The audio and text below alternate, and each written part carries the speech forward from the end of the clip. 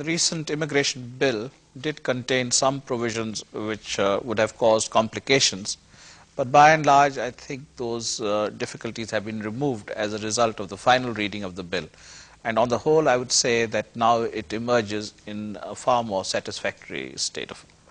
Would you say that immigrants in this country have nothing to worry about at this point? I mean, what about the issues of blackmail and so forth? What would you say to them? I wouldn't say that they have nothing to worry about. They have plenty of problems.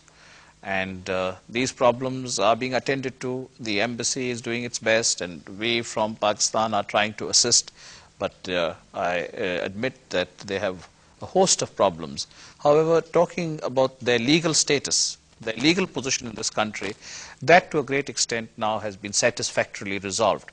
Other problems are there, and we will try and tackle them. Now, it's just been President Bhutto at one of your biggest problems, the problem of the prisoners of war. Is there likely soon to be a settlement here, do you think?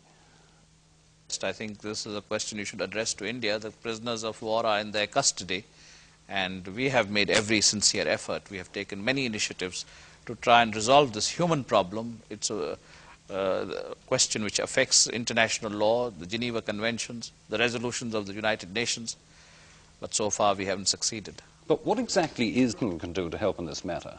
Did you discuss it with Mr. Heath, for example, today? We had some useful discussions with Mr. Heath. Britain can do a great deal. In the first place, Mr. Mujib Rahman claims that he is very fond of the British, and so are we, but Mr. Mujib Rahman says he wants to model himself on Mr. Harold Wilson's style of leadership. I think one Mr. Harold Wilson is more than enough, but Mr. Mujib Rahman has expressed great admiration for the British. We have association with the British, and I'm sure that Britain can do a great deal to assist in this humanitarian problem.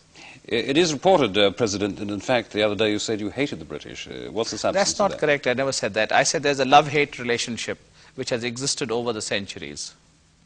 How much of a